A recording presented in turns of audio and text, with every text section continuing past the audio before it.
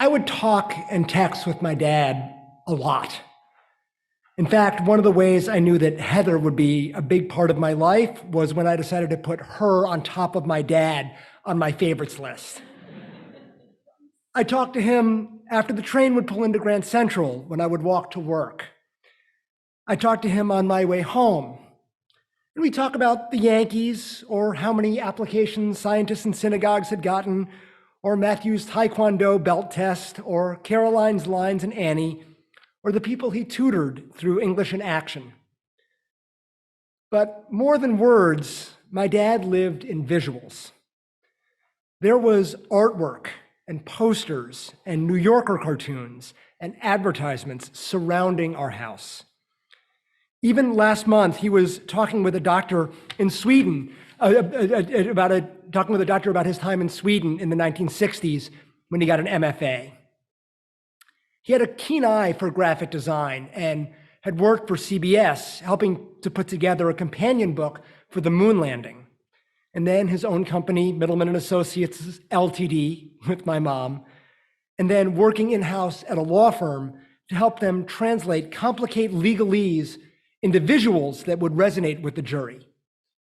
He, and especially in partnership with my mom, was masterful at bridging the verbal and the visual. I remember him having one of the first desktop publishing programs. Back in the 1980s, before Microsoft Word, I would type my homework on one computer, those computers that had the black background and the green text, and then I would copy it, and he would then go onto his desktop publishing program and lay it out so that it would not only look nice, but it would make sense if you saw it.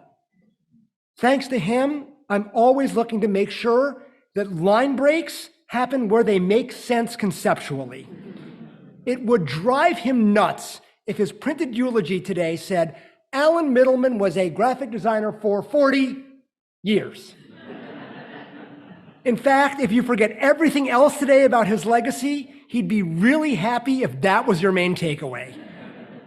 Graphic design is less about beauty and more about having things be clear.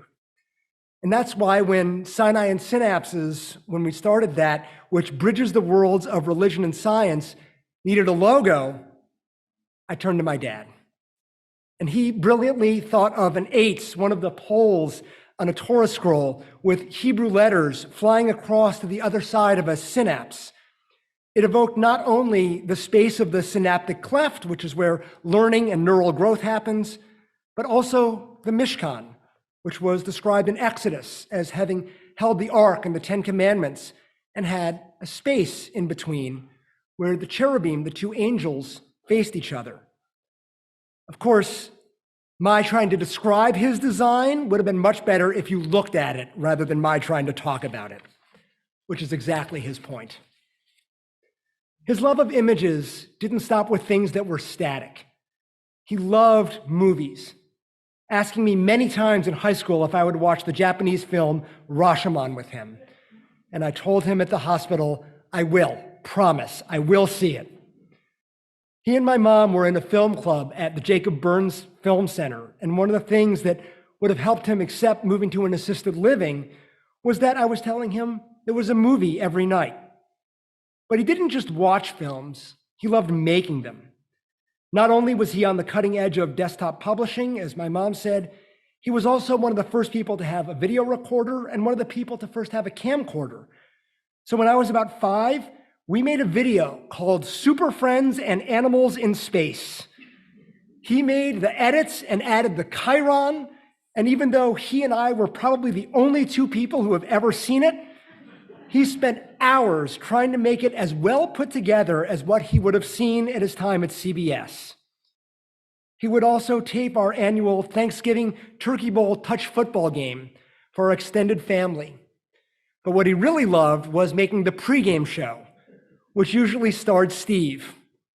And he took so many recordings and photos of Joanne and Steve's and my concerts and plays and singing group and life cycle events. He also really enjoyed puzzles. He introduced me to crosswords.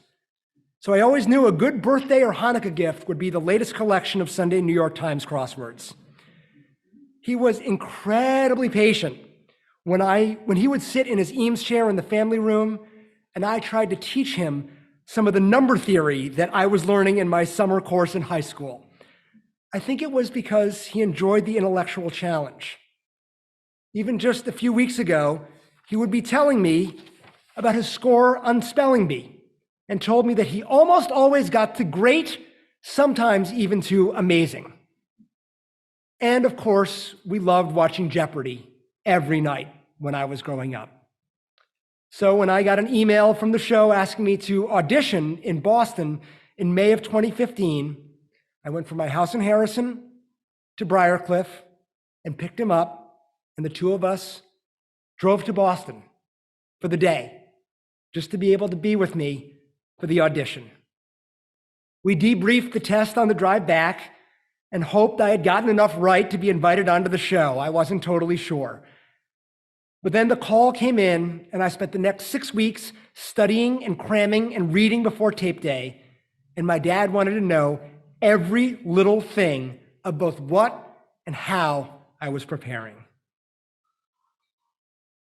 He was incredibly supportive of all of my endeavors.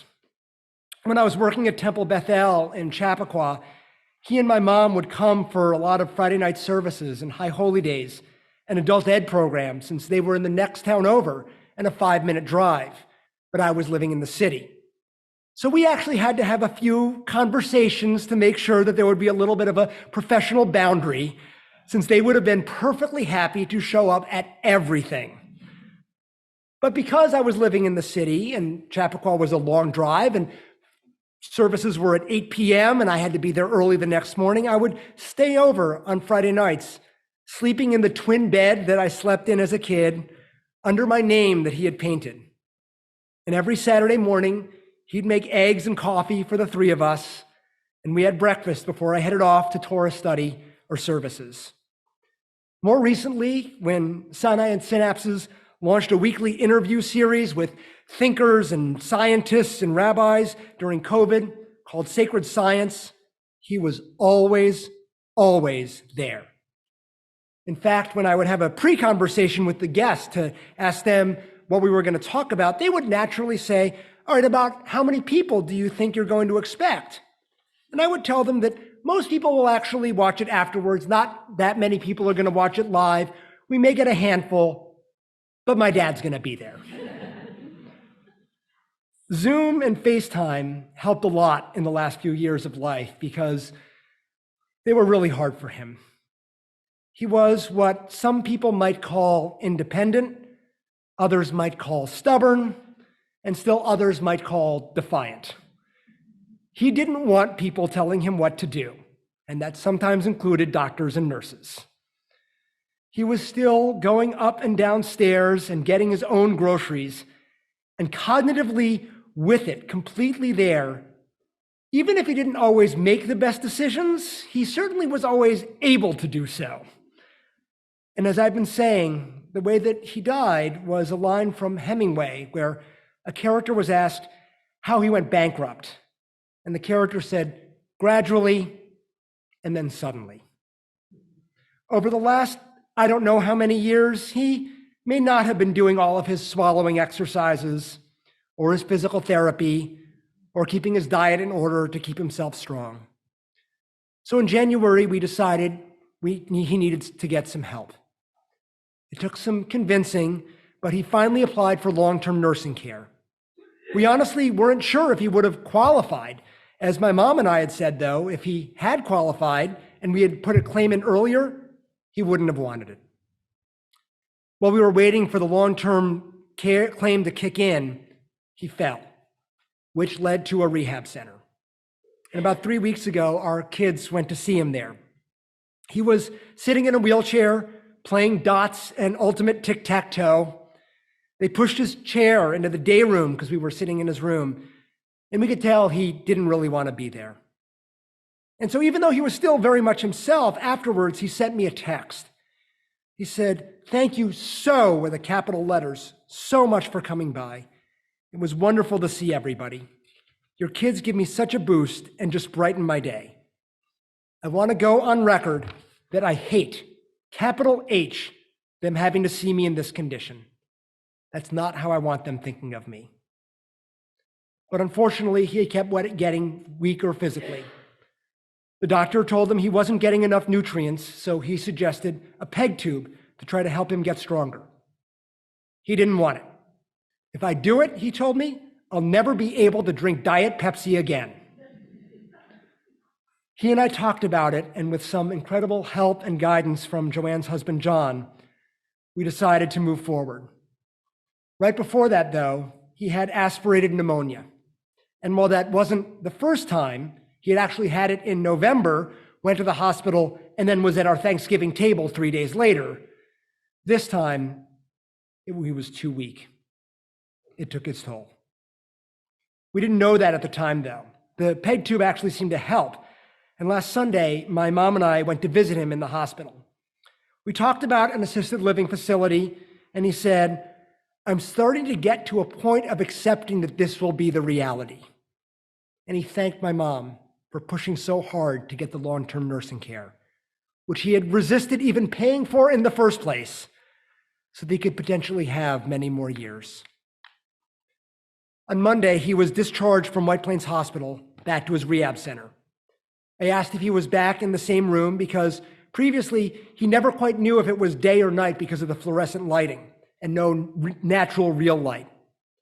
Different room, he said, 3 roommates. Guten show, have a good trip. I'll be fine. Focus on yourself.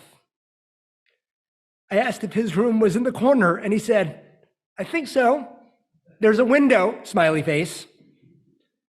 Because he had gotten so much weaker in those couple weeks from our kids' last visit, I had told him that the kids would see him the next time he'd be back at the rehab center. And while he hated every single minute of being there, his last text was that he was going to get fed through the night and that he had gained 10 pounds. He was willing to endure all the poking and prodding and a feeding tube to be able to get better, primarily so that he could spend more time with Caroline and Matthew. In those last few years, the one thing that really seemed to cheer him up during that time was the kids. His whole demeanor would change, and he would have the biggest smile on his face when he saw them. He went to their Little League games and naturally took a lot of pictures. We'd visit him, and our kids would read to him, and he'd be so proud of how much they had learned between visits. He and my mom would FaceTime to hear Caroline's violin practices or Matthew's piano, and I could see the joy in his face. And so on Tuesday, after we discovered just how sick he was physically, we left the hospital and I went to Caroline's Little League game. We had lost our first game, 17-2. And the second game, we had a 6-run lead and got walked off with a 7-run grand slam. But on Tuesday, we held the lead and won 9-8, with Caroline making an out at home plate as catcher, the best hit of her life so far, and 3 RBIs. And even though I knew he couldn't respond, my first reaction was to reach for my phone and send my dad a text, since I knew that would make him smile. So Caroline and Matthew, you know, Grandpa Allen loved you so, so much. He loved making cards for you. He loved getting wind-up toys and plastic paddle balls for you. He simply loved seeing you and talking with you. I hope you carry the very best of him into the future and have loving memories of him.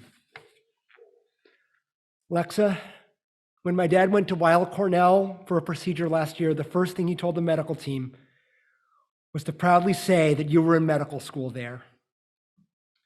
Xander, I think my dad would have been so happy to still be playing the Monopoly game with you that started 10 years ago. Joanne, I'm so glad that you shared the vignette of painting the kids' and grandkids' walls, and that he took and then digitized all those photos and videos of you and Steve growing up so that we all have them now. John, thank you for all of your insight and guidance over the many years, and particularly these last few weeks, and especially these last few days. Heather, When we first started dating, I showed my dad Sewing Stories website, and he immediately saw what an incredible artist you are. It was so special to me that the two of you could bond over that. And even more than my mom, and even more than me, I think he listened to you and your push to help him understand and accept how much help he would need going forward. Mom, it was really special spending these last few days with you and reflecting on Dad's life and all the good things he brought and the worlds he opened up for all of us. I'm so happy that the last time you really saw him was when he thanked you, because you really tried to take care of him. I know it wasn't easy. Believe me, I know. But I was happy that when the three of us were together, it seemed to bring you and him back to better times. Finally, Dad, I feel so blessed to have spent so much time with you. From the beginning of my life to the end of yours. From taking me to my first Yankee game, to listening to multiple drafts of sermons, to making PowerPoint cards for Caroline and Matthew. There are so many ways your life will impact me and our family forever. You would have loved to have known that up until the last 6 weeks of your life, as much as you could, you were doing things in your own way and as you would have wanted it done. May you rest in peace. I love you.